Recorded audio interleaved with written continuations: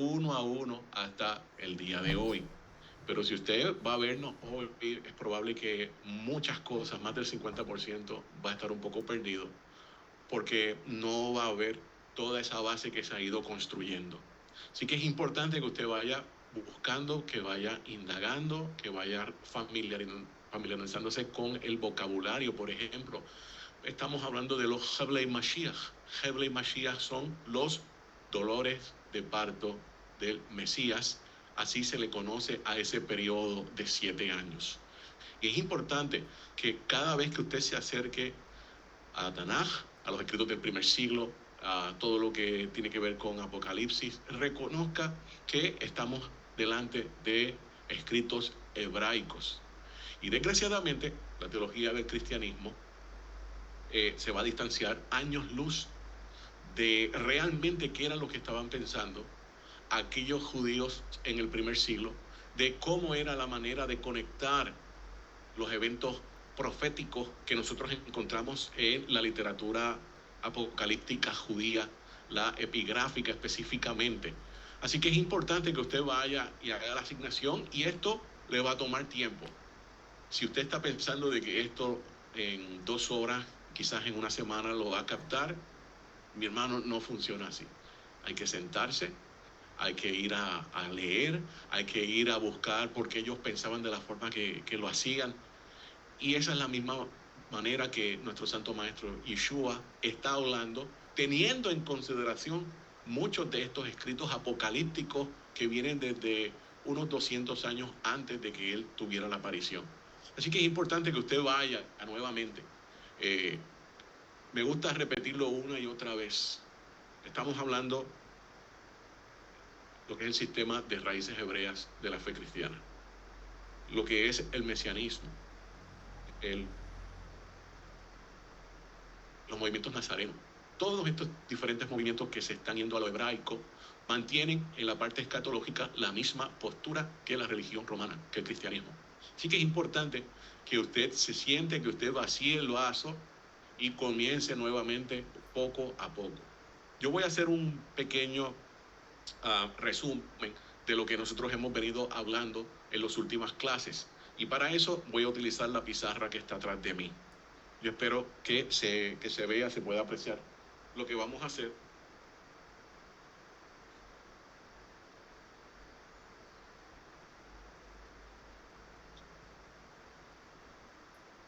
Y vamos a hacer una línea del tiempo de ese Heblei Mashiach.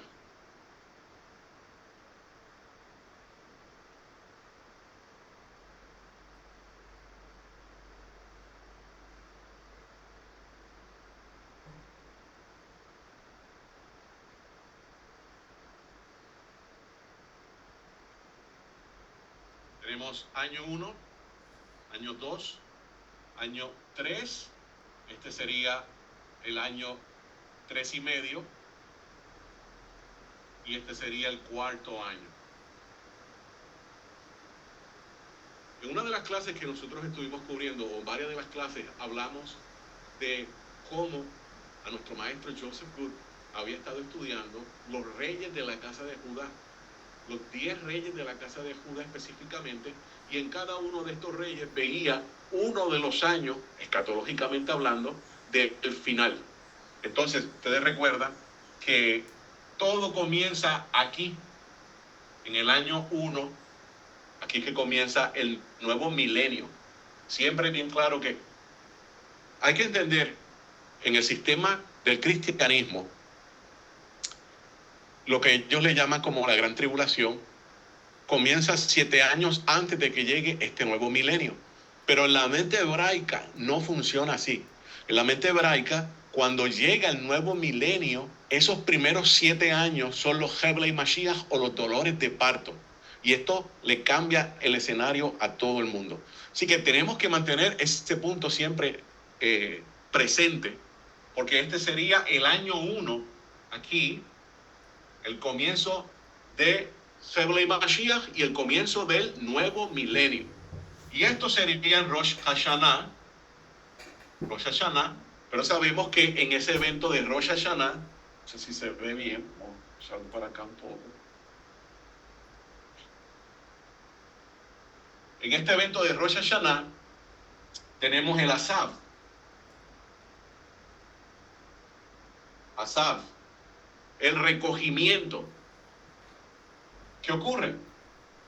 Tenemos los primeros 10 días, los días de asombro, que está aquí. Y en esos días de asombro, el número 10 va a ser el día de Yom Kippur, Yom HaKippurim, y más o menos entre el octavo y el noveno día de los días de asombro, aquí, tenemos la destrucción de Babilonia, que ya hemos visto toda la documentación que aparece en el profeta Isaías, que estamos hablando de los Estados Unidos. Bien, diferentes reyes, diferentes años. Hablamos que para este momento que está aquí, el primer año de Rosh Hashanah, está la inauguración de el altar. Por acá. Altar inaugurado. Se da el Asaf. Al darse el Asaf, que tenemos la coronación de Mashiach y también tenemos el inicio de las bodas con los Sadiquins. Hoy vamos a hablar nuevamente de los Sadiquim. Los Sadiquim son los justos. Los justos, los que estaban inscritos en el libro de la vida en el momento que sonó el shofar de Rosh Hashanah.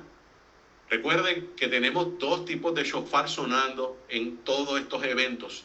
Pablo, Rab Shaul, está hablando del shofar que se suena en Rosh Hashanah. Y luego nuestro santo maestro Yeshua, Mateo 24, está hablando en el shofar que se está sonando en Yom Kippur. Son diferentes. Si usted sigue la liturgia que es tan importante para poder entender todas estas cosas, la liturgia que a muchas personas no les gusta, yo tengo que volver a decirlo, adquiera los Matzorim, los libros de la liturgia de cada tiempo señalado. Nos estamos acercando a Rosh Hashanah. Rosh Hashanah tiene su liturgia, tiene su vocabulario. Más de 400 veces aparece mencionado Rosh Hashanah con diferentes nombres en los escritos del primer siglo. Pero al no estudiar lo que es la liturgia, pues no se detecta. Así que es importante que usted vaya a esa liturgia, que la lea, que la practique y que cuando llegue Rosh Hashanah, usted lo haga en el momento preciso. Recuerde el vocabulario que tiene que ver con Moedim y Semanim. Moedim, el tiempo señalado, pero el Semanim estamos hablando en la hora precisa, no en la hora que yo pienso, no que el servicio lo voy a hacer por comodidad de los hermanos en la tarde o en la noche, porque ya se cerró la ventana del tiempo. Tenemos que hacerlo como nuestro pueblo lo ha ido haciendo por milenios. Y esto solamente lo vas a encontrar en el Matzor. Entonces es importante que nosotros nos familiaricemos con todo lo que está ocurriendo. La semana que viene, martes, tenemos el ayuno del 17 de Tammuz. Importante, hay que ayunar. Ese fue el evento que destruyeron por los babilonios todo lo que es las murallas de Jerusalén. Se ayuna. El pueblo está en la expectativa de qué va a ocurrir. Todos estos ayunos marcan unos tiempos importantísimos. Luego vamos a tener el ayuno del mes de Av, que es la destrucción del primero, segundo templo y muchos otros eventos nefastos que ocurrió. También se ayuna, también el pueblo está velando. Tenemos ayunos de Purim. Y entonces cada vez que nosotros nos involucramos más y más y más con la forma en que la casa de Judá está observando, está pendiente de los sucesos, más nosotros nos conectamos con todo lo que tiene que ver con todos estos almanaques. Y todo esto lo hemos cubierto ya por espacio de un año. Así que es importante que usted tome esto en consideración, que lo coloque en su agenda. Próximo martes, ayuno, 17 de Tammuz. El ayuno es desde que sale el sol hasta que se pone el sol, al ver las primeras 3 estrellas. Entonces, estamos aquí, primer año Rosh Hashanah lo está marcando. En ese momento se escucha el shofar que Rab Shaul habla. Estamos hablando del sonido del último shofar versus el sonido del gran shofar. Son dos shofaros diferentes. Uno para Rosh Hashanah, otro para Yom Kippur. Yom Kippur es el sonido del gran shofar, el sonido de la libertad, el sonido del shofar de Ram, de carnero. Tenemos el Asaf, tenemos el recogimiento de los justos. Y por favor, antes que usted brinque de su silla a decir, pero ¿qué es esto? Esto se parece un poquito a lo que se hablaba en el otro campamento sobre un rapto. Esto no tiene que ver nada con el rapto. Pero recuerde que cuando Rab Shaul está hablando, está planteando esta idea, él no se está inventando nada. Esto él lo tiene que estar sacando de una fuente judía. Hemos estudiado ya dónde está testigos en la Torá y en el Tanaj de un evento así, de una transformación de personas que ven y suben a la morada del cielo en carne y todas estas otras cosas. Lo hemos ya visto, lo hemos analizado, así que es importante que usted vaya atrás y busque. Los tzadikins, los justos, los que fueron inscritos en el libro de la vida, en ese momento son separados. Y los que estaban indecisos, esos son los que van a estar experimentando todo esto. Nos movemos entonces aquí. El templo siguió en pie. Los diferentes gobiernos que se levantan en Israel, gobiernos de derecha, significa que son bien Torah observantes, bien pro templo, y gobiernos de izquierda. Para eso vaya y verifique los estudios. 3 años y medio. Aquí estamos hablando ya que viene el evento de Gog y Magog. Recuerden, Gog y Magog igual al Behamot, que es el Behamot, está en los estudios. Tenemos al Leviatán igual a falso Mesías. Por favor, no diga antimesías. Falso Mesías es el término correcto. Estas dos personas, o vamos a decir confederaciones de naciones, falso Mesías con Europa, el Behamot o Gog y Magog, que aparece junto con otra confederación. Hoy lo estamos viendo, se ve muy claro. Los que están siguiendo lo del BRICS, las nuevas naciones que se están uniendo junto a Rusia, a la China, a Corea del Norte, a Irán, todas estas naciones están definiendo quiénes están con el Behamot versus lo que hoy día todavía tenemos la OTAN, pero sabemos que va a ocurrir un evento que esto se va a volver a reorganizar y el falso Mesías es el que va a estar liderando todos y cada uno de ellos. Así que es importante que usted esté pendiente de lo que está ocurriendo allá afuera, porque nos va a afectar. Y cuando venga el cambio fuerte, usted tiene que saber qué va a hacer. Tiene que estar preparado, tiene que ir acondicionándose, tiene que ir pensando y conectándose más con el Todopoderoso, porque el mundo no va a volver a ser igual. Vimos que desde el 2020 para acá todo cambió. Ahí era una señal bien clara que estaba ocurriendo algo.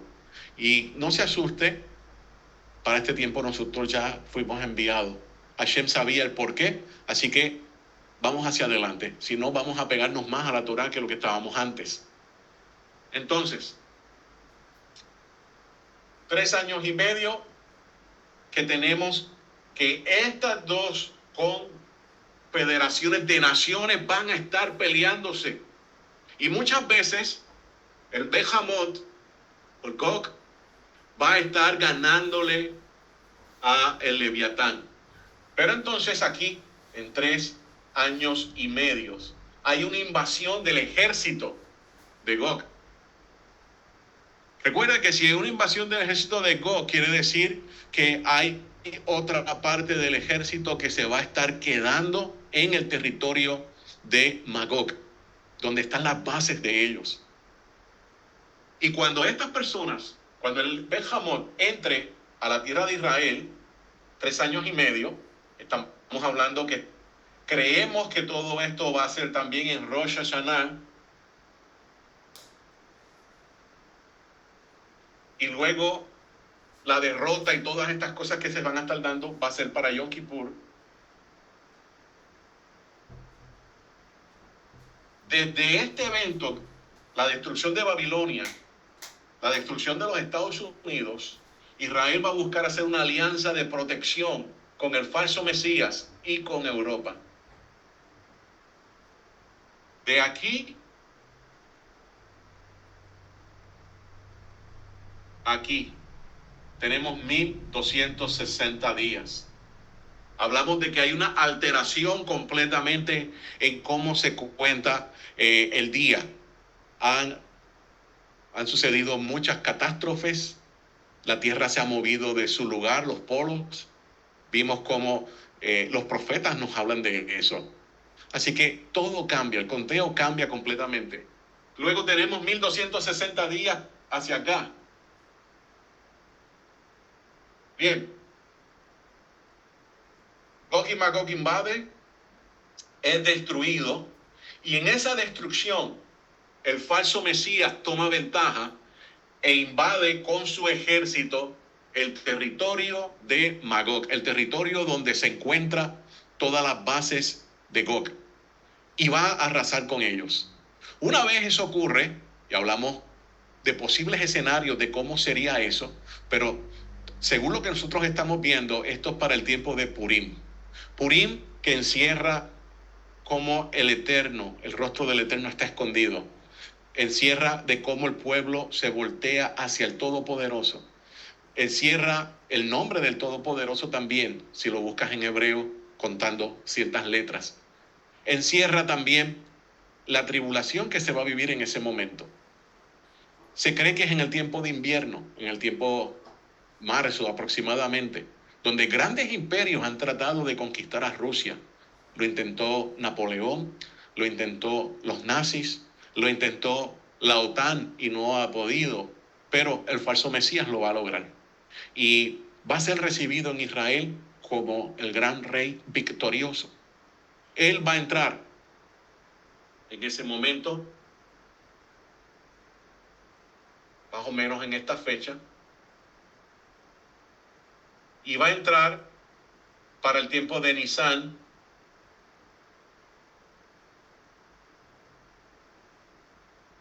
y va a hacerse pasar como el Jesús del cristianismo. ¿Qué ocurre? Y todo esto es parte de la recapitulación de las clases que hemos dado en el pasado. Desde este evento del año 1 hasta los 3 años y medio, tenemos a los dos testigos que han estado enseñando. La última clase hablamos de la enseñanza de los dos testigos. Hablamos de todo lo que es Torah. Hablamos de todo lo que es el Beit HaMikdash, el templo. Hablamos de lo que menciona el profeta Ezequiel en el capítulo 43, de cómo era necesario que todos nosotros nos acercáramos al templo. Así que hablamos de la muerte de estos dos testigos y de cómo en uno de los rituales que se hace, o que se hacía, mejor dicho, con los panes son resucitados. Está hablando de la resurrección de estos dos testigos. Así que lo que se están conectando, vuelvo y digo, quizás por primera vez, hay mucho trabajo por recorrer. Es importante, he saltado muchos detalles, pero eso lo hemos cubierto ya en las clases. Hoy vamos a hablar entonces acerca de la guerra que hace el falso Mesías contra los Sadiquín. Los Sadiquín en ese momento que han pasado ya un proceso. Esos Sadiquín, esos justos que fueron encontrados indecisos en el momento del Asaf, en el momento del recogimiento. Así que, hermanos, tenga su Tanaj. Es importante que usted tenga su Tanaj. Vamos a ir al Tanaj hoy. Vamos a hacer muchas lecturas y vamos a hacer análisis de esto. Vamos a estar conectando pasajes de Tanaj justamente con lo que dice los escritos del primer siglo. Vamos a mirar lo que habla el Apocalipsis. Bien. Una de las cosas que nosotros tenemos que tener claro es sobre el falso Mesías entrando en Jerusalén, haciéndose pasar por el Jesús cristiano. Y obviamente todas las denominaciones cristianas pues van a aceptarlo porque eso es lo que ellos esperaban, eso es lo que está en la expectativa, eso es lo que se ha dicho por varios siglos. Ahora bien, él va a detener lo que son los korbanot. En el cristianismo, los korbanot simplemente los denominan como los sacrificios. Pero realmente la palabra sacrificio no le hace fe a lo que son esos korbanot. Es importante, es importantísimo que cuando nosotros tengamos en mente los korbanot mal traducidos o mal interpretados como sacrificio, tengas en mente que estamos hablando de las ofrendas animales, estamos hablando de los panes, estamos hablando de las ofrendas de harinas, estamos hablando de las libaciones, de los vinos, todas estas cosas. No es simplemente los sacrificios. Entonces, él va a detener todos esos korbanot. Y él le va a decir a las personas, nada de esto hace falta. Ya yo estoy aquí. Ya yo he regresado. Recuerde que está jugando con lo que las personas entienden que es el Mesías prometido, que fue el producto que Roma deformó y lo presentó totalmente alejado de lo que fue nuestro santo maestro Yeshua, el rabino judío que enseñó Torah, que enseñó Halajá, importantísimo. Pero el cristianismo, obviamente, al estar separado de la Torah, no lo ve así. Y bueno, seguimos, hablamos luego de eso. Manashe es el rey que estábamos viendo la última vez, el rey del año número 4.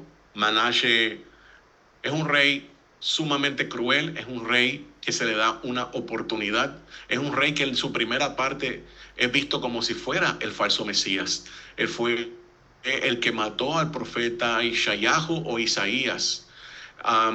Y este rey va a cambiar. Este rey lo van a llevar prisionero. Este rey va a tocar fondo. Este rey se va a voltear hacia el Todopoderoso. Y Hashem va a tener misericordia de él.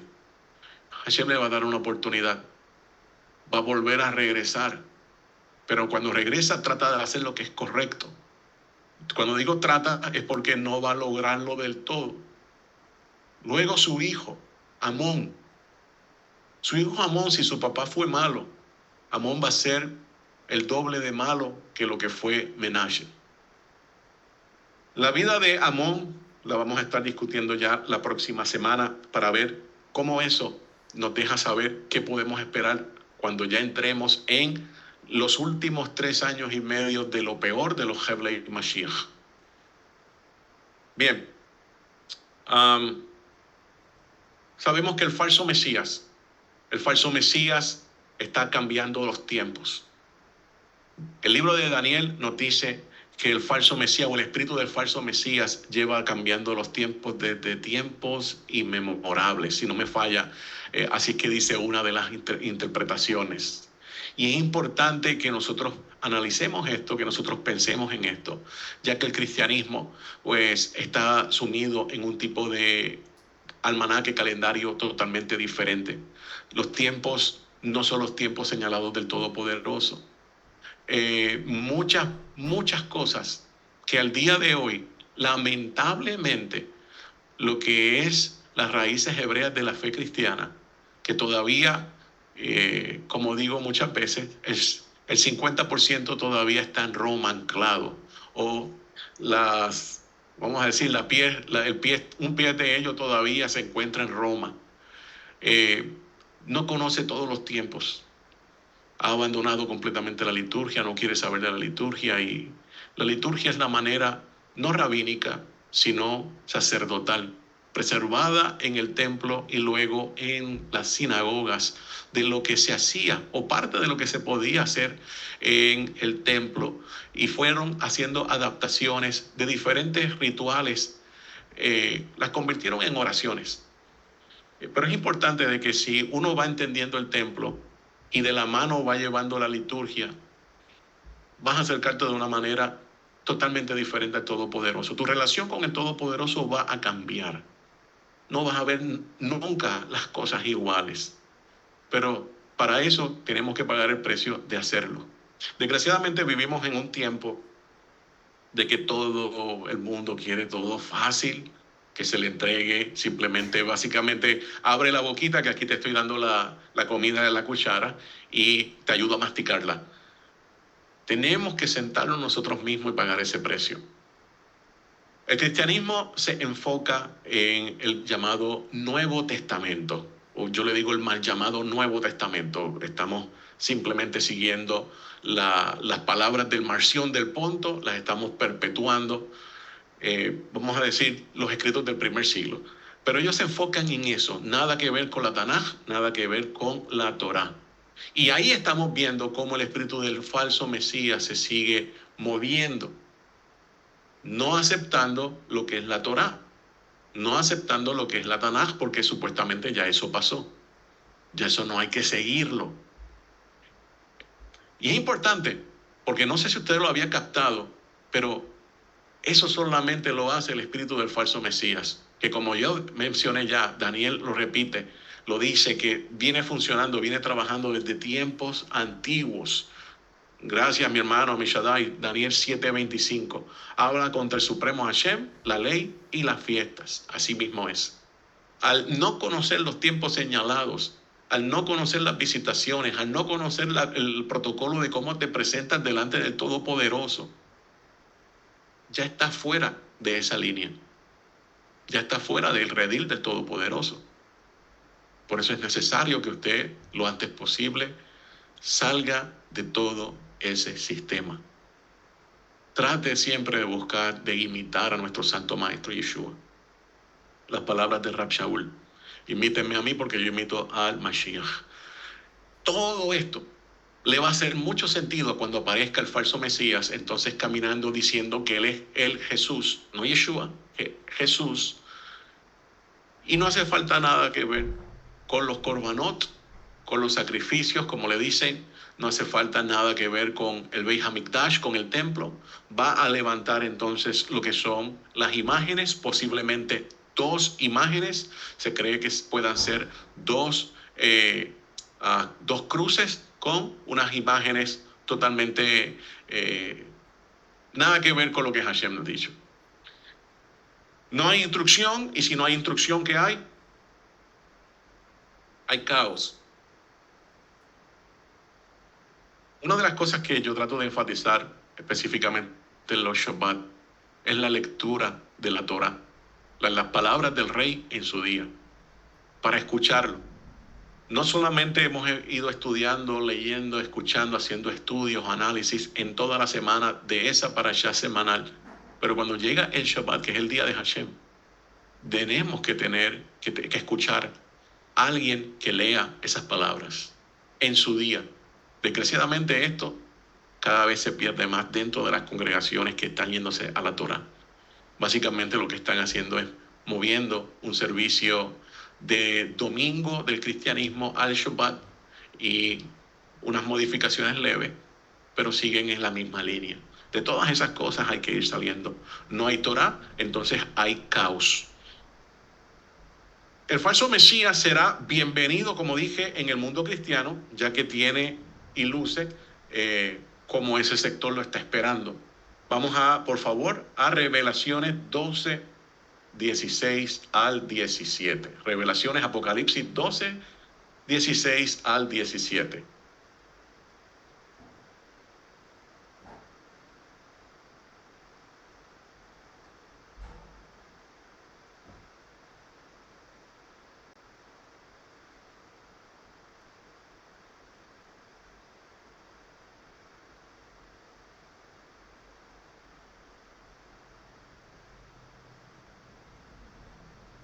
Bien, Apocalipsis 12, 16 al 17. Pero la tierra ayudó a la mujer, pues abrió la tierra su boca y se tragó el río que el dragón había arrojado de su boca. Entonces el dragón se enfureció contra la mujer y se fue a hacer guerra contra los restantes de su simiente, los que guardan los mandamientos de Elohim y tienen el testimonio de Yeshua, y se paró sobre la arena del mar. Como habíamos visto, esa bestia que sale del mar es el Leviatán. Todos los que han hecho la asignación de ir a buscar y a leer los textos de la literatura apocalíptica y ves la figura del Leviatán, la figura que también habla Job, inmediatamente ves esta escena en Apocalipsis, sabes que se está hablando del Leviatán, el dragón. Y es importante porque todos y cada una de estas personas que ya han ido a escapar a los lugares que tiene Hashem destinado, los 8 lugares que están en el desierto, estas 8 paradas que hizo en la antigüedad el pueblo de Israel, fue el mismo lugar por donde pasó Moshe Rabenu con todo el pueblo cuando iban saliendo del monte Sinaí, cuando iban subiendo en la ruta de lo que hoy en día sería Jordania, de lo que es el territorio entonces de Edom, lo que va a ser el territorio de los de Sijón y el otro se me olvidó, pero lo leímos en estas pasadas últimas semanas, estuvimos hablando de eso. Eso es importante que hacia allá va huyendo ese pueblo. Un lugar que solamente Hashem tiene preparado para ellos, son unos tipos de santuarios. Allí va a haber personas que se han unido a la casa de Judá, personas que estaban en Israel en el momento de la salida. Y vimos toda la ilustración con David, cuando Absalón fue en busca de David, figura del falso Mesías.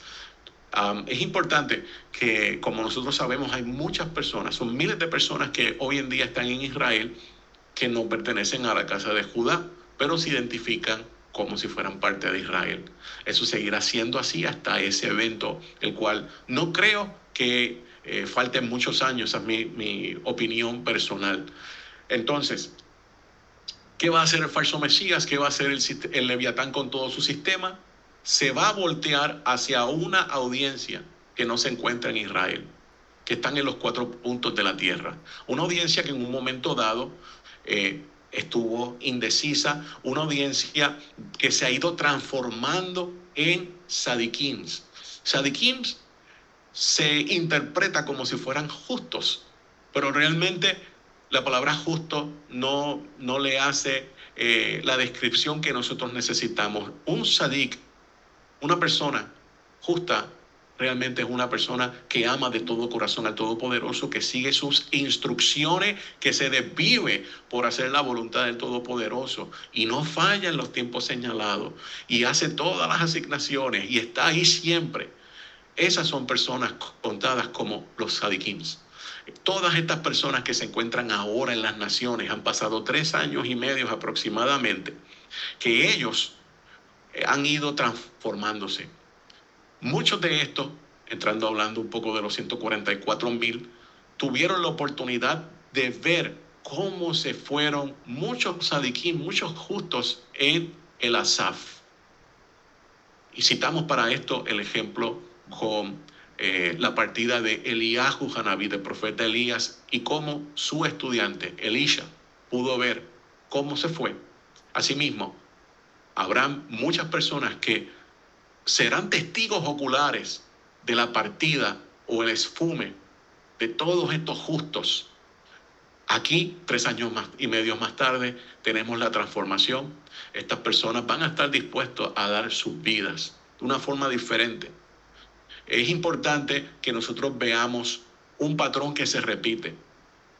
Cuando nuestro Santo Maestro Yeshua estuvo en su abodá, en su ministerio, en su misión, fueron 3 años y medio dentro de las fronteras de Israel. Nunca salió.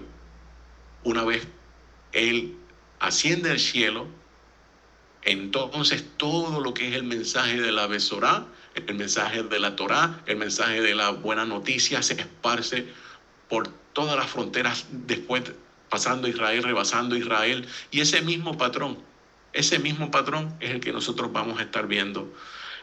Hemos visto que en los primeros 3 años y medio esta lucha se ha concentrado dentro del territorio de Israel. Luego de los 3 años y medio, cuando el remanente de Israel, de la casa de Judá específicamente, sale a su escondite que Hashem le tiene preparado en el desierto, mayormente en el desierto de Jordania, y al noreste de lo que es Arabia Saudita. Entonces, El Leviatán se volteará fuera de las fronteras de Israel e irá tras los que se identifican como Israel.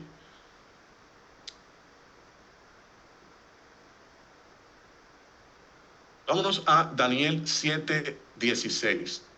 7:16.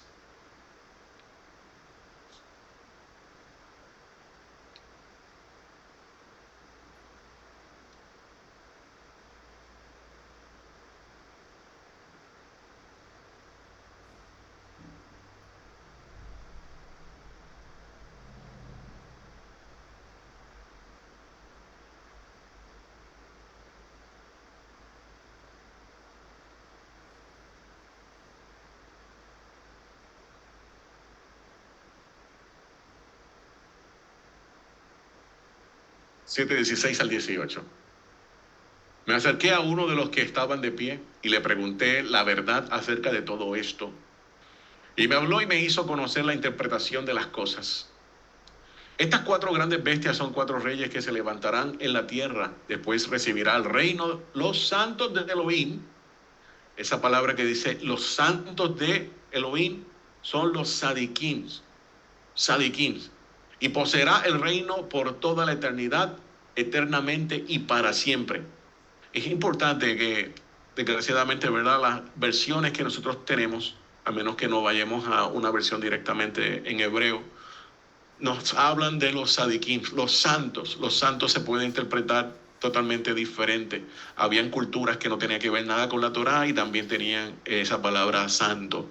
Así que esos sadiquim o esos, gracias hermanas por la palabra, esos escogidos, vuelvo y digo, son personas shomer Torah, Torah observante.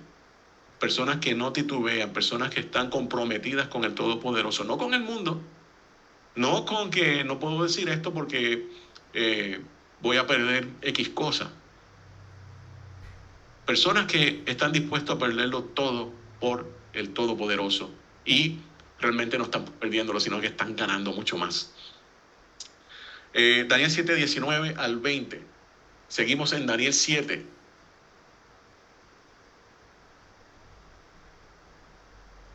(19 al 20).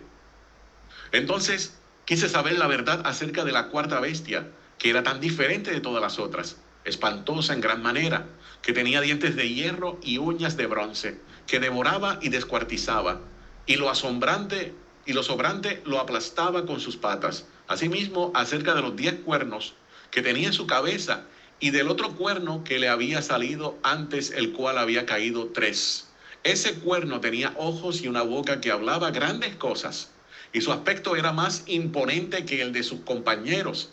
Y observé que este cuerno hacía guerra contra los santos, no, contra los sadiquins, ¿ok? Los sadiquins. Y los vencía hasta que vino el anciano de días y se dio el juicio a los santos de Elohim, a los sadiquins. Y el juicio sabemos cuándo es. Comienza en Rosh Hashanah, termina en Yom Kippur. Juicio mayor, juicio menor. Les recuerdo que Rosh Hashanah no va a culminar hasta que termine Sukkot. Es importante, tenemos que seguir ese mismo patrón. Al igual que Pesach no se terminó hasta que llegó el tiempo de Shavuot.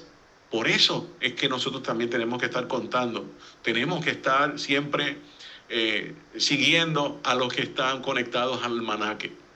Muchas opiniones, pero sabemos que la jurisdicción pertenece al Todopoderoso.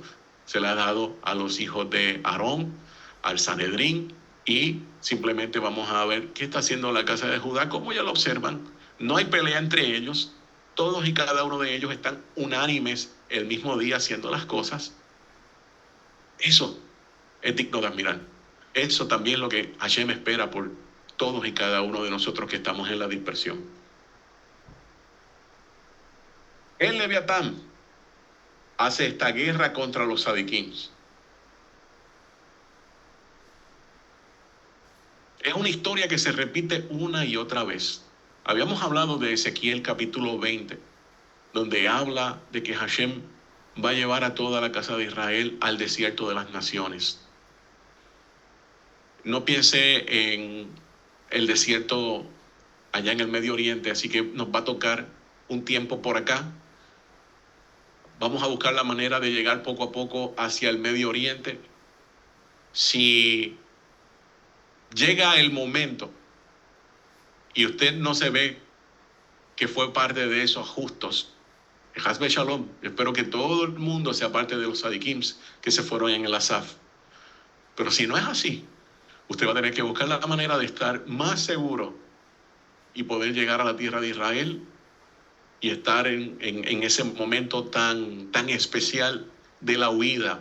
Va a tener 3 años y medio para poder lograr tener ese acceso. ¿Cómo va a ser? No sé, no me pregunten, no me lo puedo imaginar, simplemente lo que estamos estudiando.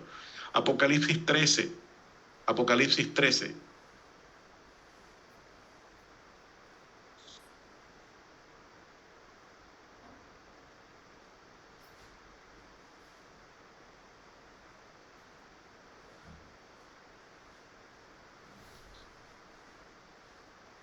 Apocalipsis 13 del 1 al 3. Permanezca el amor fraternal. No, sorry, ahí no estoy. Apocalipsis 13. Ahora sí. Y del mar vi que subía la bestia que tenía los 10 cuernos, el Leviatán. Sobre sus cuernos habían 10 diademas y sobre sus cabezas un nombre blasfemo. La bestia que vi era semejante al leopardo, pero sus pies eran como de oso y su boca como boca de león. El dragón le dio su poder y su trono y una gran autoridad. Y vi una de sus cabezas como herida de muerte, pero su herida de muerte fue sanada, y toda la tierra se maravilló en pos de la bestia. Y adoraron al dragón que había dado la autoridad a la bestia, y adoraron a la bestia diciendo: ¿quién como la bestia? ¿Y quién podrá luchar contra ella? Y le fue dada una boca que hablaba grandeza y blasfemia, y le fue dada autoridad para actuar durante 42 meses. Y abrió su boca en blasfemia contra Elohim, para blasfemar su nombre, el Mishkan, los que tabernaculizan en el cielo, y se le concedió hacer guerra contra los Sadikims y vencerlos. También le fue dada autoridad sobre toda tribu y pueblo y lengua y nación, y la adorarán todos los que moran en la tierra, cuyos nombres no han sido escritos en el rollo de la vida del Corderito, que fue degollado desde la fundación del mundo. Si alguno tiene oído, oiga.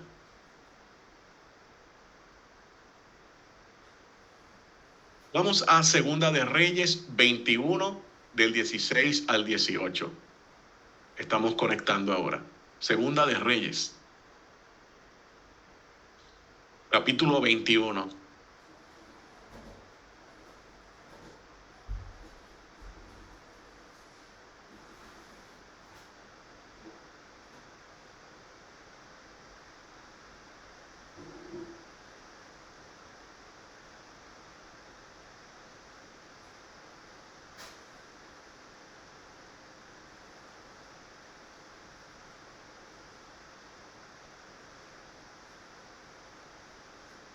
Verso 16 al verso 18. Además, Menashe derramó mucha sangre inocente, hasta llenar de ella a Jerusalén, de un extremo a otro, aparte de su pecado con que hizo pecar a Judá para que hiciera lo malo a los ojos de Hashem. Y el resto de los hechos de Menashe, todo lo que hizo y todo su pecado con que pecó, no está escrito en el rollo de las crónicas de los reyes de Judá.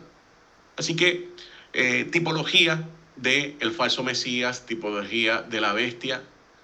Es increíble cuando dice que llenó las calles de sangre de Jerusalén. Hay una historia en el Midrash que habla de cómo ocurrió el asesinato del profeta Ishayahu. Dice, esto es Midrash, que él se escondió en un árbol, dentro de un árbol, había un hueco, se escondió ahí para que Menashe no lo viera. Pero los tzitziyot, los flecos de su vestimenta, se quedaron por fuera, y así fue que Menashe detectó que allí estaba escondido el profeta Ishayahu. Y como en la profecía de Ishayahu, él dijo que llegó a ver el trono del Todopoderoso y que vio cómo se movía la corte celestial, Menashe dijo, nadie puede ver al Todopoderoso y vivir. Y en ese momento ordenó que se llevaran el tronco del árbol para que fuera aserrado. Así que lo cuenta el Midrash. Segunda de Reyes 24, capítulo 24, verso 3 al verso 4. Ciertamente por mandato de Hashem sucedió esto con Judá, para quitarlos de su presencia por los pecados de Menashe, en conformidad con todo lo que había hecho, y también por la sangre inocente derramada, pues había llenado a Jerusalén de sangre inocente, y Hashem no quiso perdonar. El resto de los hechos de Joacim y todo lo que hizo no está en las crónicas de su rollo. Estamos mirando cómo se pone todavía más peligroso este escenario para el mundo entero. Luego de que pasa la figura de Menashe y viene Amón, todos y cada uno de estos reyes van a hacer cosas terribles. Hay uno que va a tratar de enderezar, va a tratar de vivir rectamente, pero todo es caos. Caos hasta la destrucción entonces completamente de lo que es el Beit HaMikdash. Esto es un patrón que se repite para todo lo que es el mundo entero. Creo que había mencionado, hay una ilustración en la función del Beit HaMikdash del templo. Cuando llega los festivales específicamente, puede ser de Sukkot, puede ser de festivales que son largos, que comienzan a traer korbanot. Vamos a poner, por ejemplo, comienzan el Yom Rishon, el domingo, primer día de la semana, y comienzan a traer los korbanot y comienza a caer la sangre. Pero en ese tiempo, en ese festival, aunque el Beit HaMikdash cuenta con un sistema de limpieza para todo lo que es el piso y poder limpiar la sangre de los animales, en esa semana no se va limpiando, sino que se va acumulando toda la sangre derramada de las ofrendas, de los corbanots, todos los días. Lunes no se ve tan mal, ni martes tampoco, pero ya miércoles comienza a verse todo bien terrible. Y cuando llega el viernes hay bastante sangre, el olor no es de lo mejor. Y va a ser cuando se pone el sol en el Shabbat, en ese Shabbat semanal, donde los Kohanim, que para los Kohanim, dicho sea de paso, no pueden descansar, ellos tienen que mantenerse trabajando. Va a ser en ese momento que todos los Kohanim, ya cuando se puso el sol, cuando entró el Shabbat, que ellos van a comenzar toda la limpieza. ¿Qué nosotros podemos entender en todo este proceso que se hacía en ciertos moedim, en ciertos tiempos señalados? Que durante un periodo de 7 años, recuerden que son 7 días de la celebración, el mundo entero va a estar recibiendo sangre y va a ir aumentando hacia el séptimo día o el séptimo año. Y cuando llegue ya, cuando esté a punto de llegar ese séptimo año, cuando estemos entrando específicamente en el sexto, todo va a ser caos. Todo va a ser como hizo Menashe, todo Jerusalén lleno de sangre. Sangre inocente.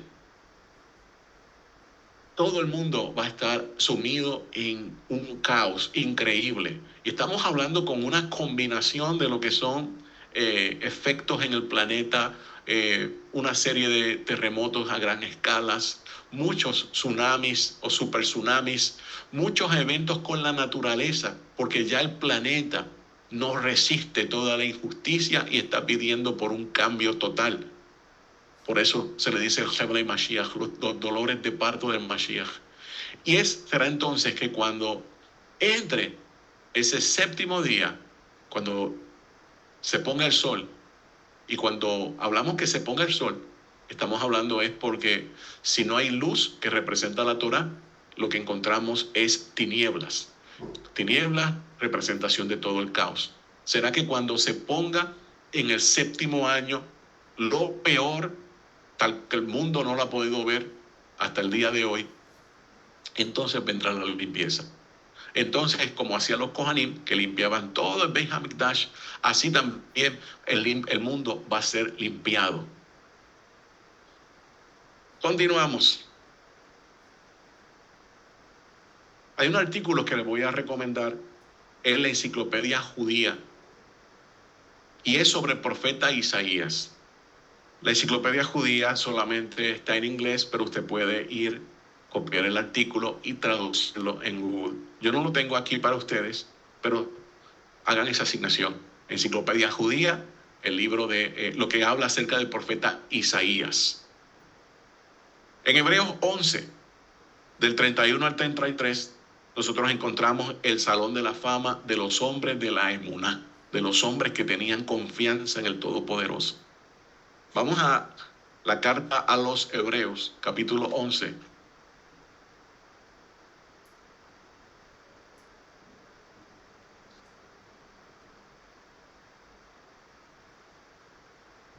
Verso 31 en adelante.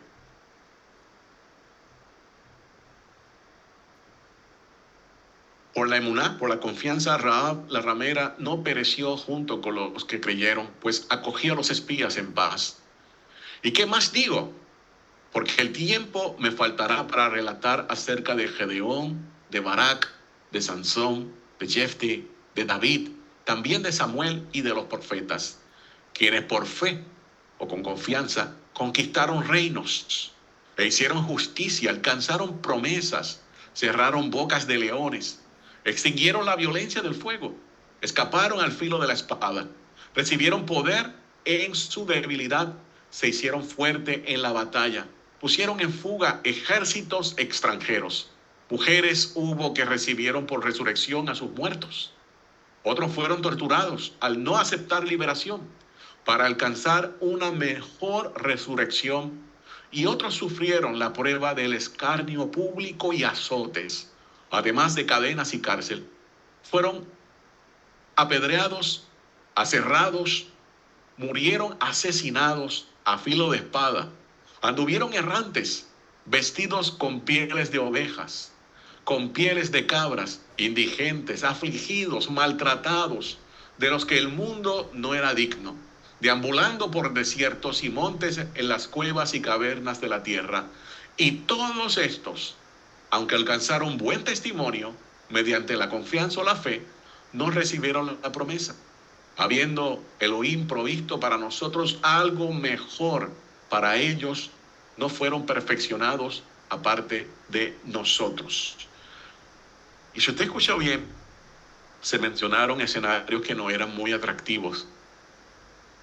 Piense todo lo que estas personas, por mantener la confianza en el Todopoderoso, tomaron la decisión de hacer. Ellos no eran mejores que nosotros no somos mejores que ellos, tenemos la misma oportunidad. La diferencia va a ser cómo esté su relación con el Todopoderoso y cómo usted la esté cultivando. Aquí quien usted está escuchando, hay muchos, pero muchos buenos maestros, muchas personas que se enfocan en la filosofía judía, otras personas se enfocan en lo que es motivación, pero busque qué te va a ayudar realmente a ti a sobrellevar el tiempo que viene. Y para eso debe ser la relación que nosotros tenemos con el Todopoderoso y la demostración de la misma en nuestro diario vivir.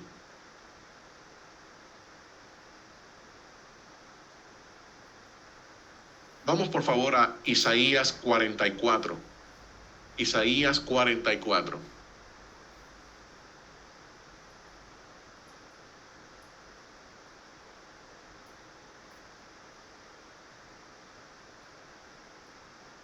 Verso 1 al verso 3.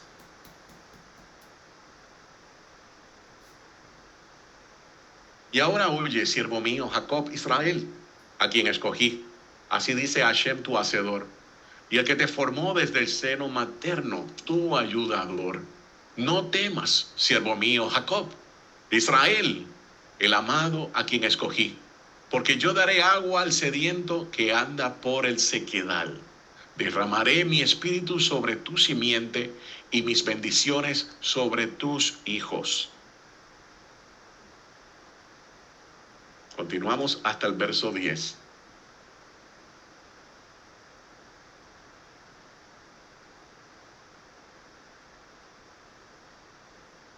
Brotarán como hierba junto a las fuentes, como sauces junto a las riberas. Uno dirá, soy de Hashem. Otro se pondrá el nombre de Jacob. Y otro se escribirá en la mano, soy de Hashem, y se apellidará Israel. Así dice Hashem, Rey de Israel, Hashem Sebaot, que lo está redimiendo. Yo soy el primero, yo soy el último. Fuera de mí no hay Elohim. ¿Y quién como yo puede proclamarlo? Que lo diga y lo exponga ante mí. Sí, que lo anuncie las cosas venideras, las que han de suceder como yo lo he hecho desde que establecí el pueblo antiguo. No temáis, ni os amedrentéis. ¿No te lo he anunciado y predicho? Entonces vosotros sois mis testigos. Hay Eloa o roca fuera de mí. Los hacedores de ídolos, todos son vanidad. Sus atesoramientos nada valen y serán avergonzados. ¿Quién ha moldeado un dios o fundido un ídolo que para nada aprovecha? Isaías 63. Son palabras, hermanos, que nos dan fortaleza. Vuelvo y digo, Hashem no se equivocó con usted y conmigo a enviarnos en este tiempo. Así que, aunque estemos leyendo de cosas que se aproximan, que no son agradables, piense en el galardón, piense en la fidelidad con el Todopoderoso, piense en dar todavía la milla extra, piense en ser contado como esos sadiquim, como esos justos. Isaías 63. Aquí vamos a entrar ahora a hablar acerca del Mashiach.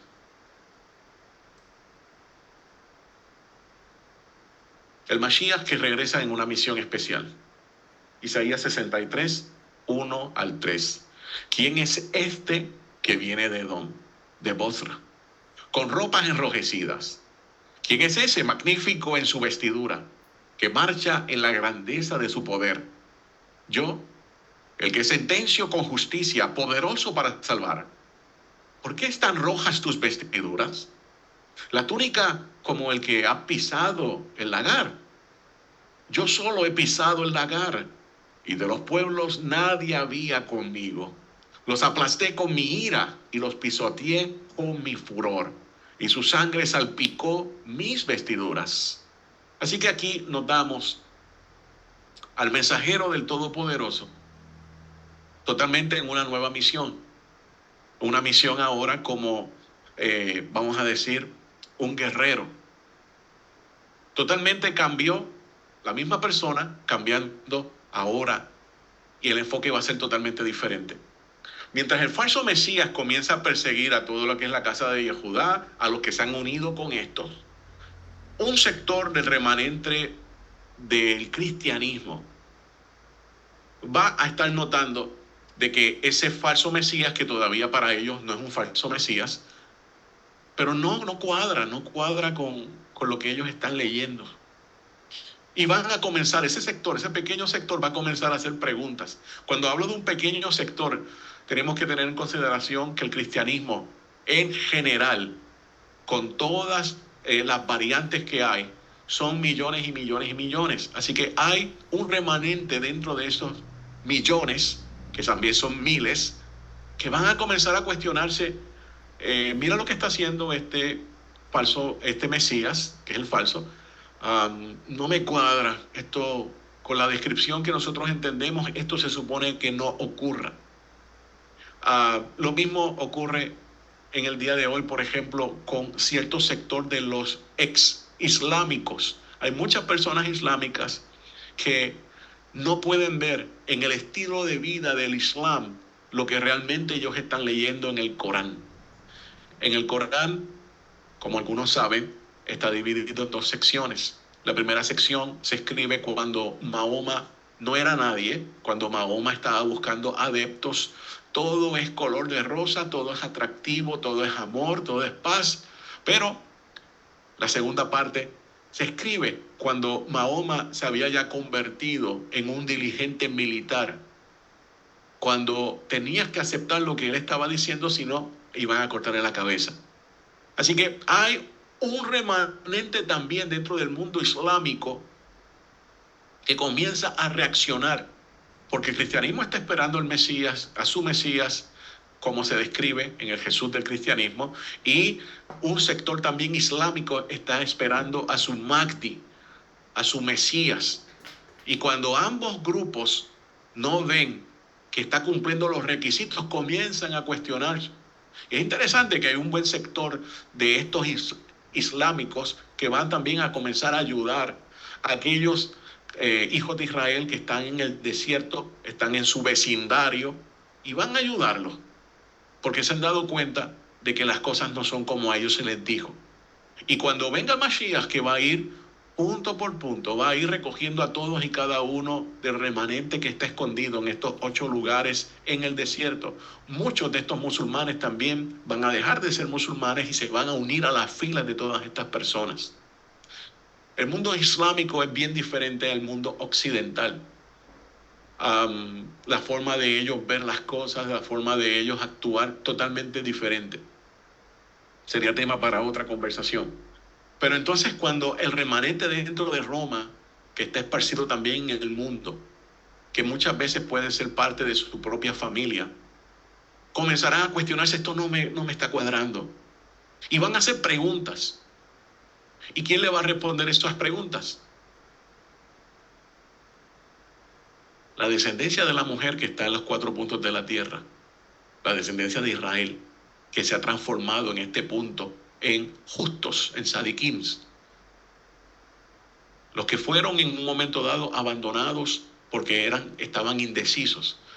Ya aquí en este momento, estamos entrando ya en los últimos 3 años y medio, los 1260 días, se han transformado en super sadik, vamos a decirlo, vamos a decir unas personas comprometidas totalmente con el Todopoderoso, que van a estar dispuestos a dar su vida. Y comenzarán a hacer preguntas, este remanente del cristianismo, a estas personas, comenzarán a recibir respuestas. Y comenzarán entonces en su forma, en la forma que ellos tengan esa capacidad, porque el mundo va a estar diferente, comenzarán entonces a guardar el Shabbat, comenzarán a identificarse como Israel. ¿Qué ocurre en esos momentos? El falso Mesías con su ejército va a poner su atención en todas y cada una de estas personas. Y ya lo hemos leído muchas veces, porque son los que guardan la Torah, son los que tienen el testimonio de Yeshua. Desgraciadamente comenzará una cacería bien agresiva, bien agresiva. Tenemos entonces la mayoría del cristianismo que sigue a este falso Mesías como si fuera el Mesías que ellos están esperando, porque hace todo lo que ellos están esperando que hiciera. Y los que están despertando. Eso es comparado a lo que nosotros estamos leyendo acerca de lo que hizo Menashe, lo que va a hacer Amón, de la sangre de inocentes que corría en Jerusalén por todos lados. Entonces, perdón, vamos a mirar Isaías 63 un poquito más detalladamente. Muchas personas entienden, lo toman de manera literal, lo que dice Apocalipsis, como describe también al Mesías que viene en un caballo blanco, lo que es el sinónimo del caballo, lo blanco, que va a aparecer en el cielo. Y muchas personas interpretan que entonces volará hasta Jerusalén, y así lo creía yo. Pero al estudiar todo esto me doy cuenta que no es así, que estaba pensando bien occidental todavía. Perdón. Realmente va a ir hacia el monte Sinaí, y del monte Sinaí se va a ir moviendo en los lugares que ya hemos ido mencionando. Mashiach vendrá hacia el este de Israel, hacia el este específicamente de Jerusalén. ¿Qué tenemos en el este de Jerusalén? El territorio de Edom. Todo el territorio de Edom. Y ahí llenará sus filas con todas estas personas. Hay un libro que ya yo se lo he recomendado en otras ocasiones, un libro tremendo. El libro no está en inglés, no está en español, pero no está en inglés. Es un libro escrito por un rabino y también es académico. Se llama Los textos del Mesías. Y este libro recoge la postura de cómo se pensaba que era el Mesías desde la antigüedad, postura que ya no se estudia al día de hoy en el judaísmo. En la página, en la introducción, en la página 39, luego en el chat yo voy a colocar este libro. No estoy seguro si mi hermano Augusto o mi hermano el Roé Yohanan Suaste me había dado una copia que había sido traducida al español. Yo voy a verificar y la voy a compartir en el chat. Pero es un libro que usted necesita leer. Un libro de los puntos de cómo se percibe el Mashiach desde la antigüedad, que hoy en día, como dije, no se estudia, no se valora. La página 39, en la introducción, hace una comparación entre el Mashiach y Moshe Rabenu, nuestro maestro Moshe. Y deja muy claro, obviamente muy judío todo lo como se está presentando. Isaías 63, 1 y 3 va a ir de la mano con unas porciones que nosotros encontramos también más adelante en Apocalipsis. Mi hermano Elder Shermiyahu, si lo puedes compartir por favor en el chat, te lo voy a agradecer. Gracias. Así que gracias a nuestro hermano Shermiyahu que lo va a compartir en el chat. Seguimos con Isaías 1 al 3, pero mantengan en mente que él viene hacia el este de Jerusalén, se va a ir entonces, si el este de Jerusalén hacia Edom, va a bajar por el sur de Edom, que es el sur hoy en día de Jordania, y ahí es donde va a comenzar a recoger, y esto lo vamos a conectar con Apocalipsis 14, del 19 al 20. Pero quiero seguir leyendo un poco de Isaías 63 para luego movernos a Apocalipsis 14. Isaías 63, donde estábamos, vamos a estar leyendo hasta el verso 16 y 17. Porque el día de la venganza está en mi corazón. Y para los que me están escuchando, el vocabulario, el día de venganza, ¿qué día es ese? Esto es una de las primeras clases que cubrimos al principio. Piensen en eso. El día de venganza está en mi corazón. El año de mis redimidos ha llegado. Otra expresión idiomática para el tiempo de Rosh Hashanah. Miré y no había quien ayudara. Y me maravillé que no hubiera quien sustentara. Pero me sostuvo mi ira y mi brazo me dio la victoria. Pisoteé pueblos en mi ira. Esta es la pelea que está teniendo el Mashiach cuando venga a través de todos estos territorios que se está moviendo. Los embriagué con mi indignación y derramé su sangre en la tierra. Yo haré recordar la gran misericordia de Hashem y las alabanzas de Hashem según todos los beneficios que Hashem hizo por nosotros. Y su gran bondad para con la casa de Israel, que Él les ha hecho conforme a su amor entrañable y conforme a las multitudes de sus misericordias. Pues dijo, ciertamente ellos son mi pueblo, hijos que no se portarán falsamente. Y así Él se convirtió en el Salvador de ellos. Y fue afligido con todas sus acciones. Y el Malach, el emisario de su presencia, lo salvó. Bien claro ahí está descrito cuál es la posición de nuestro santo maestro, Yeshua. Dice el emisario, el Malach. Se interpreta acá como un ángel, pero sabemos que la palabra que está detrás es Malach. El emisario de la presencia, el emisario de la faz, el Malach Hapanim en hebreo. En su amor y en su ternura, Él mismo los redimió y cargó con ellos y los llevó todos los días desde la antigüedad. Pero ellos se rebelaron y contristaron su Espíritu Santo, por lo que se tornó en su enemigo y guerreó contra ellos.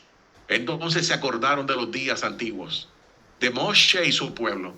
¿Dónde está el que los sacó del mar con los pastores de su rebaño? ¿Dónde está el que puso en medio de ellos su Ruach HaKodesh? El que hizo que su brazo glorioso anduviera a la diestra de Moshe. El que dividió el mar ante ellos y se ganó renombre eterno. El que los condujo por el fondo del mar como se conduce el caballo por la estepa sin tropezar. Así como desciende el ganado a la cañada, el Espíritu de Hashem lo hizo descansar. Así pastoreaste a tu pueblo para hacerte un nombre glorioso.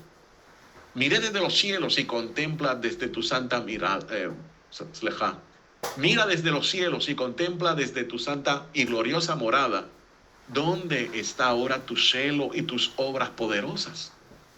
Se han estrechado la conmoción de tus entrañas y tus compasiones hacia mí. No las reprimas, porque eres nuestro Padre. Aunque Abraham no nos conozca, Israel nada sepa de nosotros, tú, Hashem, eres nuestro Padre, que nos está redimiendo. Tu nombre ha estado sobre nosotros desde la eternidad. ¿Por qué, oh Hashem, permitiste que nos desviemos de tus caminos y endurecemos nuestros corazones a tu temor? Que hemos visto en el verso 16-17, un pueblo que no es visto como si fuera Israel. Bien claro dice, verso 16, aunque Abraham no nos conozca e Israel nada sepa de nosotros.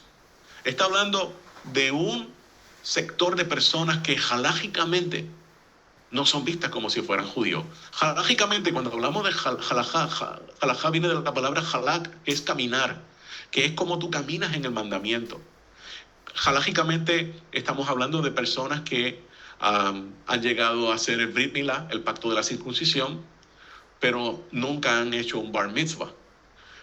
No conocen todos los detalles que se supone que ellos hagan después que tengan el Brit Milá.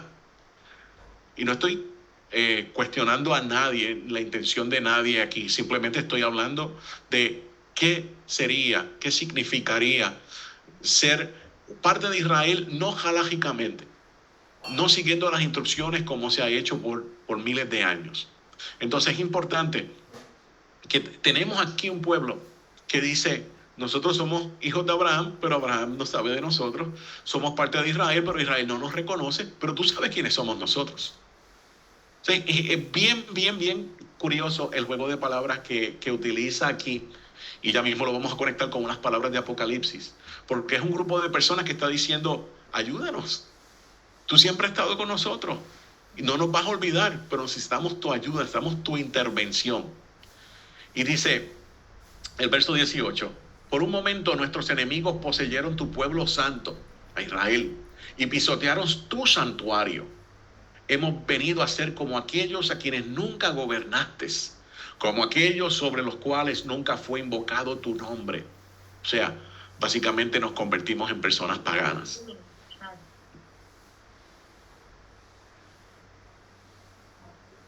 Capítulo 64. Oh, si rasgara los cielos y descendieras para que las montañas fueran derretidas ante tu presencia como fuego abrasador de condiciones, como fuego que hace hervir las aguas. Tu nombre sería notorio a tus enemigos y ante ti temblarían las naciones. Nos está dejando saber el profeta Ishayahu, que carga las palabras de Hashem, que el falso Mesías va a profanar el templo. Esa parte es bien importante. Muchas de las versiones que se leen en el cristianismo no dice lo que aparece aquí. Cuando dice en el verso 19, final del verso 19, hemos venido a ser como aquellos que quienes nunca gobernaste, como aquellos sobre los cuales nunca fue invocado tu nombre. Oh, si rasgaran los cielos y descendieras. Rasgar los cielos. Te busca en su versión. A veces dice enrollar el pergamino. ¿De qué está hablando ahí? Está hablando sí de una profanación del Beit HaMikdash. Deme un segundito. Tengo algo aquí para enseñarle.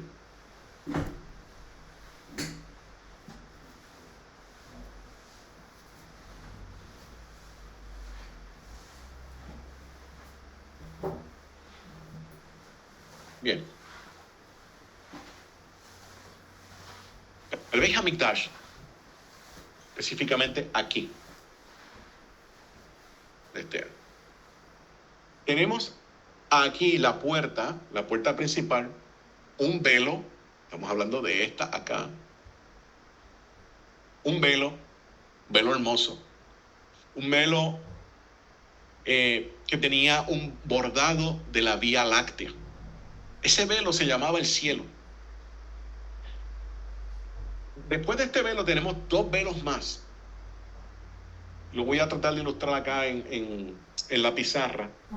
En el segundo nivel vamos a encontrar también aquí que se divide. Aquí hay un velo arriba, un velo abajo. Los académicos no se ponen de acuerdo si son de 4 a 5 velos. Hay una discrepancia en eso. Pero lo cierto es que el velo exterior se le conoce como el cielo.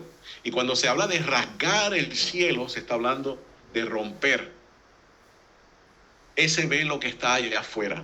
Un velo impresionante. Ahora,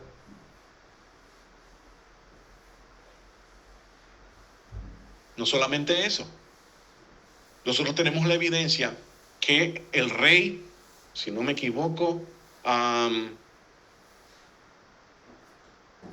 Sejaraya, no, o Hizkiyahu, creo que fue. El primer rey del primer año. Me olvidó el nombre ya. Ese rey, después que Hashem lo había puesto en una posición muy elevada, lo había puesto en gracia, lo había conseguido muchas victorias sobre sus enemigos. Ese rey quiso llevar Usías, gracias mi hermano Elder, Uziyahu en hebreo. Uziyahu quiso llevar incienso, quemar incienso. Entró en un día en específico, en un Moed, un tiempo señalado.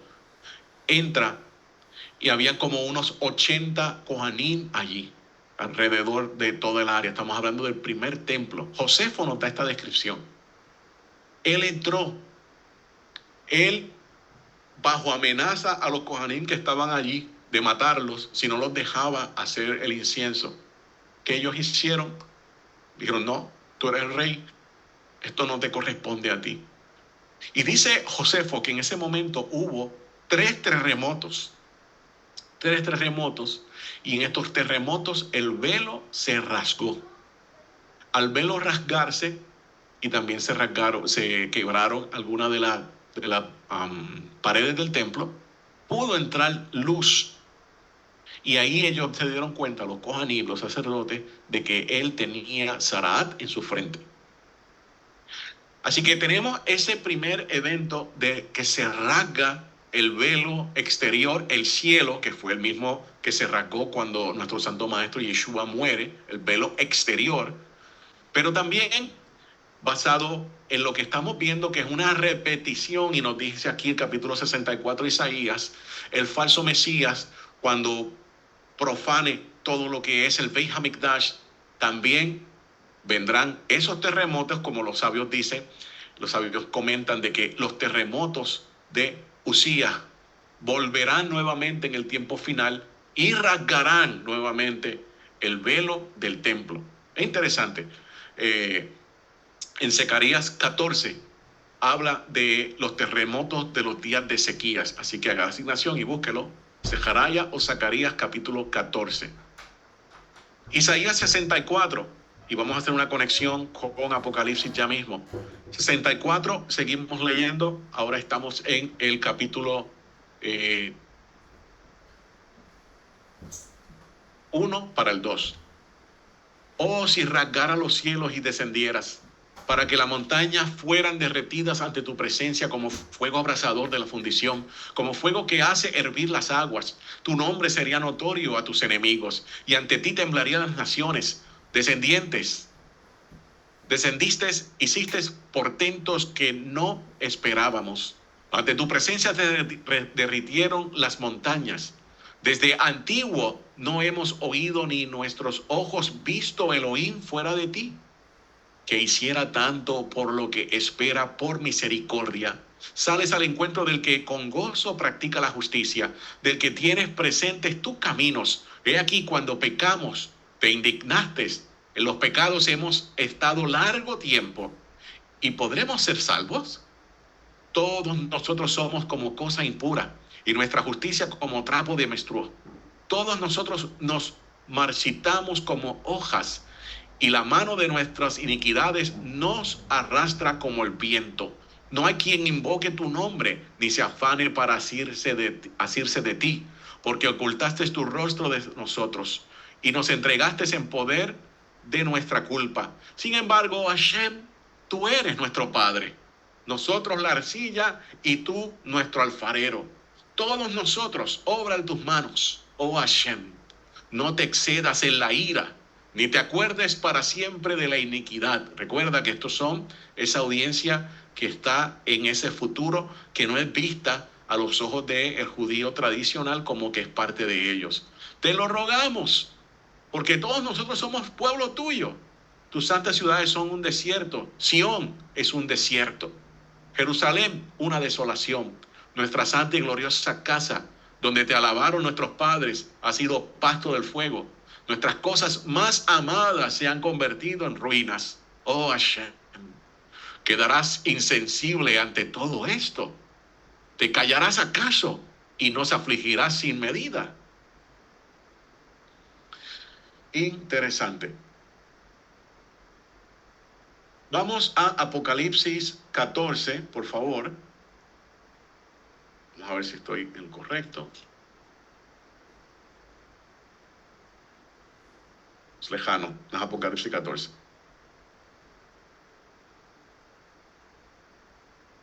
Apocalipsis 6. Apocalipsis 6.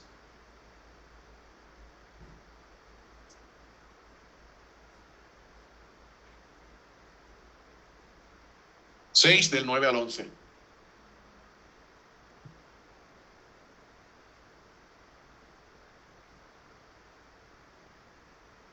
Cuando abrí el quinto sello, vi debajo del altar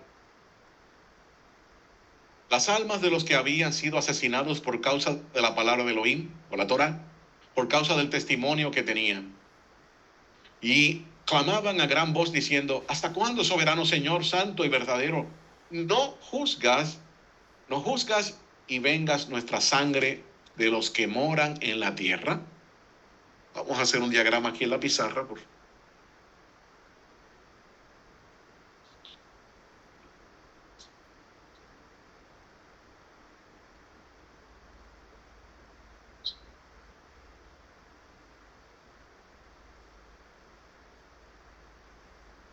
El estandarte improvisado.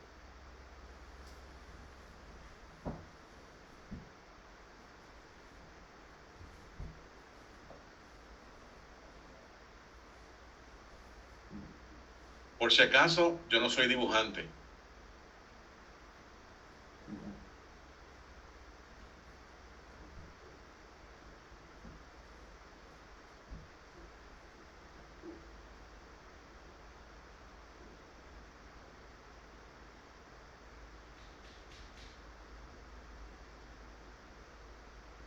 Yo creo que ustedes saben ya lo que es eso. Estoy tratando de hacer el Beit Hamikdash, el Santo Templo. Bien. Esto aquí, el Ulam, el Hakodesh,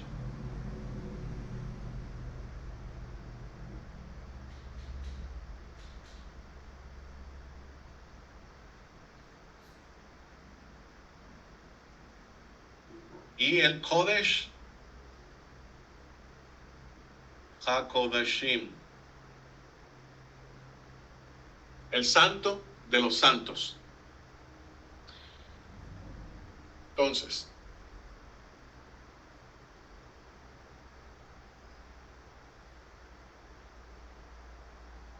seis cúbits, la medida.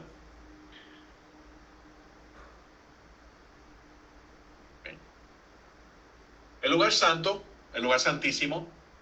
Y en el lugar santísimo, en el segundo templo, se encontraba una piedra. Esta piedra se llama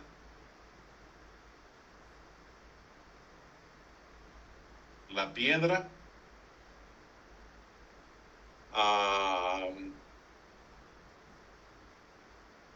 pensando en hebreo, Eben Shitiyah, la piedra de la fundación.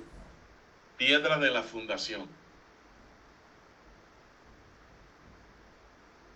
Esa piedra de la fundación era donde se colocaba el arca, que ya en el segundo templo no está. Ahora bien, lo interesante del caso es que cuando hicieron el domo de la roca, vamos a decir, el domo de la roca está por encima de esto. Voy a hacerlo acá.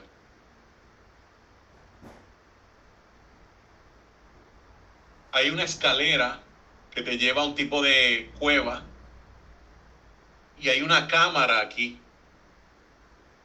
donde puedes ver la piedra de la fundación. Esta cámara que está hoy en día dentro del domo de la roca se le llama la cámara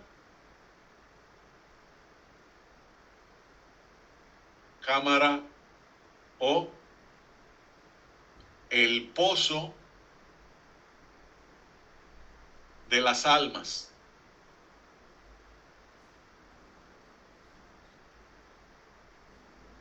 En el tiempo de los cruzados vinieron aquí y los cruzados creían que allí estaba enterrado uno de los apóstoles. Así que ellos colocaban velas allí para orar y todo esto se llenó de negro por todo lo de las velas.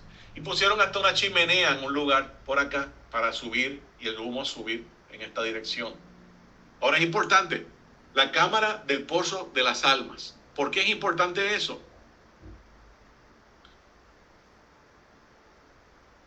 Porque en el entendimiento judío, voy a traer ahora el diagrama del tema.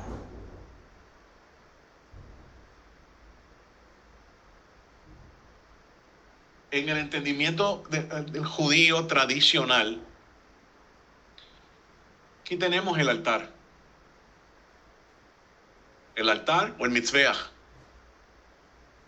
Y en el entendimiento judío se cree que aquí al frente del altar, se encuentra también una cámara. Una cámara que no hay prueba de esto. Recuerde que los musulmanes no permiten en ningún momento que uno haga una excavación allí ni nada por el estilo. No hay prueba de esto. Es lo que cree el judío desde la antigüedad. Que allí también hay una cámara que se le llama también el pozo de las almas. Entonces, en el entendimiento judío hay dos cámaras. Una aquí, o bajo esto, que se le llama la cámara de las almas, y otra que está aquí al frente, que es donde viene siendo el altar, que le estaba tratando de mostrar. Vamos, básicamente sería por esta zona. Aquí otra cueva, otra cámara, llamada con el mismo nombre, el pozo de las almas. Ese es el entendimiento judío. Entonces, es interesante que si nosotros hacemos la liturgia de la semana, cuando hacemos Shacharit, cuando hacemos Minja, o vamos a hacer el Arbit en 10 semanas fuera de Shabbat, y llegamos a las peticiones por los enfermos, las peticiones por los enfermos, no lo ves en el español, pero lo ves en el hebreo. Y cuando dice que se presente X persona, utiliza la palabra guf, G-U-F, guf. Vamos a borrar aquí un segundito.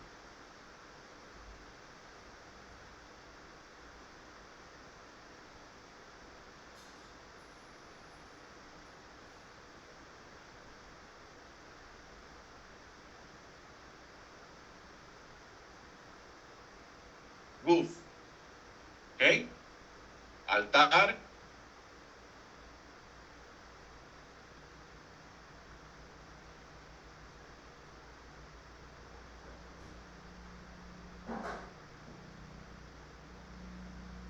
Pozo de las almas.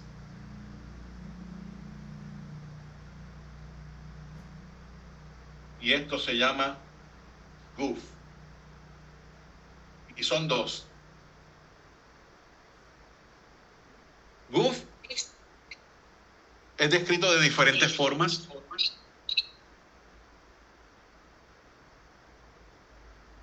A veces como alma, a veces como como la esencia de una persona, pero no tiene una sola palabra en el español. Bajo el altar, estamos hablando bajo el altar, no al lado, estamos hablando subterráneo. Ese es el entendimiento. Entonces, que ellos creían que todo sadik que ya moría, que salía de este mundo, de este plano que nos encontramos, que su alma regresa a ese depósito de almas, a ese pozo de almas, como le llaman hoy en día, o los musulmanes lo dejaron con el mismo nombre. Ese es el entendimiento. Una vez muere un sadik, recuerde lo que es sadik, no estamos hablando simplemente de personas buenas, sino de personas que se desviven por la Torah. Tienen su testimonio intachable. Una vez muere esa persona, en el entendimiento judío, su alma va a esos dos lugares. Uno que se encuentra en el lugar santísimo y otro que se encuentra abajo de donde estaba el altar. Uno que se encuentra en el que está el lugar santísimo, bajo la piedra de la fundación, donde se cree en la historia del entendimiento judío que todo el mundo comenzó desde allí. Teniendo eso en cuenta, cuando nosotros entonces leemos Apocalipsis, y lo leímos casi ahora, 6:9. Cuando abrió el quinto sello, vi debajo del altar,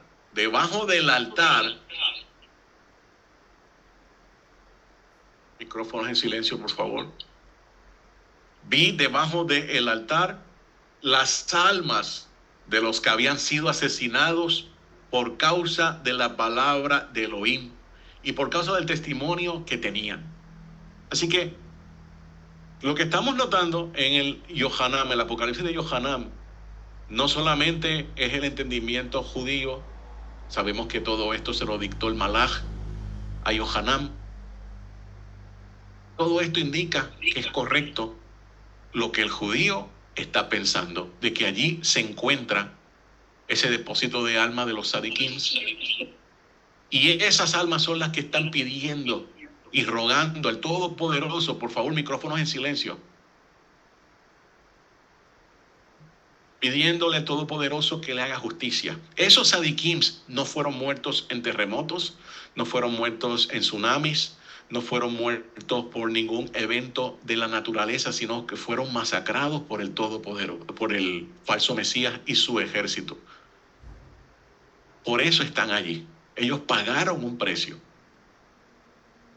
Y todo tiene que ver, nuevamente, como dice nuestro maestro rico, como dice toda la batería de maestros que se está levantando bajo él, y como lo ha dicho nuestro maestro Joseph Good con el templo. Estudias el templo, ahora vas a poder entender un poco mejor en qué consiste todo esto. Estamos leyendo del tiempo final, estamos leyendo de lo que te dice Apocalipsis, y todo va relacionado con el templo.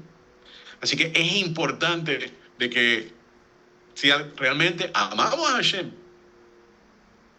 porque todos decimos que amamos a Hashem, y amamos a Hashem significa que estamos en convenio con Él.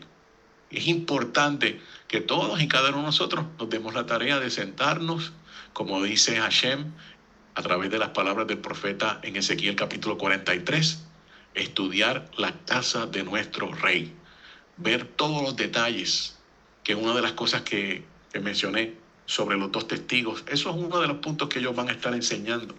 Así que es sumamente importante que nosotros tengamos en mente el estudio, que no lo posterguemos, que lo coloquemos en agendas para poder entender mejor todo lo que es la Tanaj, los escritos del primer siglo, etcétera, etcétera, etcétera.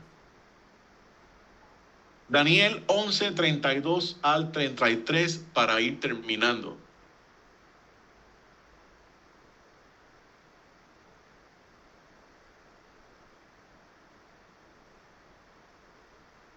Yo espero que hayan por lo menos captado esa parte con el GUF. Para mí fue bastante impactante saber de dónde salía toda esta idea. Vamos a concluir con esta porción de Daniel capítulo 11.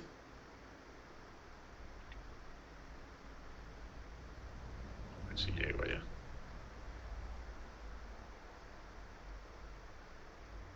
11, 32 y 33. Y aquellos impíos violadores del pacto los inducirá en la apostasía por medio de halagos. Pero el pueblo que conoce a su Elohim se esforzará y actuará. Y los sabios del pueblo harán que muchos comprendan, aunque por algunos días caerá a causa de la espada, de las llamas, del cautiverio y del saqueo. Hermanos, estamos notando que desgraciadamente hay ciertos sectores que una vez comenzaron, como usted y como yo, a estudiar Torah, a emocionarse, a hacer cambios en la vida. Pero desgraciadamente, por quedarse en una comodidad, por no perder lo que se tenía en ese momento, tomaron la decisión de comprometer las verdades de la Torah. Y desgraciadamente esto hace que haya una desviación, esto hace que se tome un rumbo que no es correcto. No crea que por muchas personas que estén involucradas dentro de alguna comunidad significa que se está en lo correcto. Mantenga siempre su mirada en Hashem. Escudriñe siempre el corazón del Todopoderoso, que es la Torah, para que entonces usted pueda distinguir qué está bien, qué no está tan bien. Porque no estamos en un tiempo para perderlo y mucho menos para desviarnos del camino correcto. Bueno, llegamos a la sección de algún tipo de preguntas o dudas que usted tenga que esté relacionado con el tema que estamos discutiendo. Por favor, vamos a dejarlo hasta aquí en lo que es el material para, con el favor del Todopoderoso, seguirlo la próxima semana. Yo espero que los que se han conectado recientemente, por favor, vayan y busquen todos los estudios anteriores. De lo contrario, vuelvo y repito, muchas de las cosas que hemos hablado en esta noche no se van a entender. ¿Sí? Así que hagan la asignación, alguna duda, alguna pregunta del tema, por favor,